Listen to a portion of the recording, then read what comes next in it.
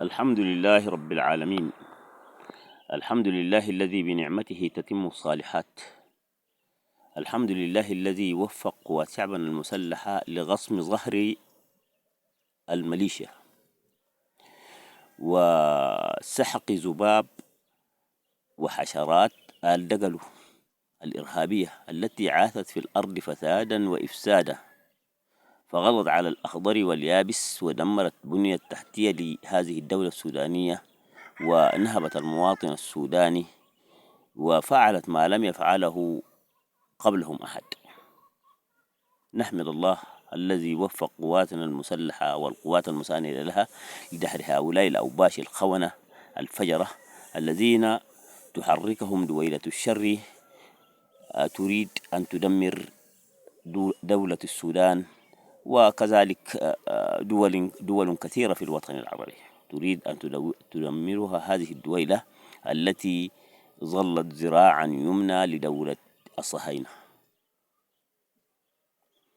فنحن نقول للشعب السوداني: أبشروا يا شعب السودان، أبشروا بأمن كامل واستقرار مستدام، وأبشروا بدحر لهذه الميليشيا التي سرقتكم وانهابتكم ونزحتكم من دياركم إلى خارج الحدود الوطن أو إلى ولايات بعيدة عن مناطق سكنكم. الحمد لله رب العالمين، هي محنة ومضت وانتهت، والآن الجيش استلم زمام السلطة تماما وقضى على التمرد والمتمردين، والشعب السوداني كله يصطف خلف القوات المسلحة. أما الميليشيا التي تدعمها قحط ويدعمها آل زايد، فأما آلهم إلى مزبلة التاريخ. ديل محلهم الكوشة تاني، ما عندهم حاجة. القحاطة والدقلو ديل محلتهم الكوشة، محلتهم الطبيعية في السودان مزبلة التاريخ، كوشة التاريخ. ديل يمشوا للكوش تاني، ما عندهم محل بياناتنا أصلا. ويجب أن يكون هنالك هاشتاج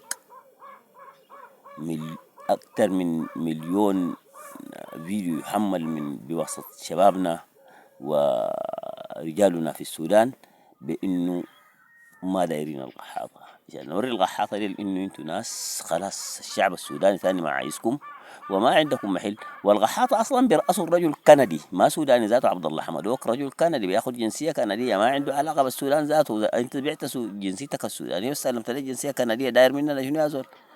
الشعب السوداني لو لقيتوا عبد الله حمدوك في أي محل وبيتكلم عن السودان، يا أخي رجاء اطبزوا له عينه، دخلوا يدكم جوا عينه سلوها جيبوها لنا هنا. الشعب السوداني قادر على انه يدفع ديته. عبد الله حمدوك بتاع شنو؟ ذبابه بتاعت شنو؟ فبنقول لقحط: يا وسخ، يا مثليين، يا دعاة الدعارة ودعاة العولمة، نحن دولة مسلمة في المقام الأول. زي ما قهرنا الكيزان وطردناهم، انتوا ذاتوا يا القحاطة والله معانا ما بتسكنوا وما عايزيننا كلها، عايزين قحاطي ولا عايزين كوز. نحن من هنا قدام يقودنا جيش، ما دايرين مدنية ذاته، جيش إلى يوم الدين. ونحن الشعب، نحن من نقرر من يحكمنا، ما انتوا يا قحاطة. انتوا تاني نحن ما عايزين نكون دايرين جيش ليوم الدين. وأنا عايز أبنائنا الشباب يرفعوا فيديوهات كلهم يؤكدوا إنه نحن دايرين الجيش وما عندنا أي رغبة في حاجة اسمها مدنية.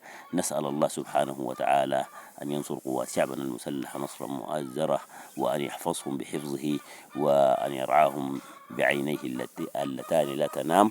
وصلوات ربي وسلامه على نبينا محمد وعلى آله وأصحابه والتابعين، رضوان الله رب العالمين، والسلام عليكم.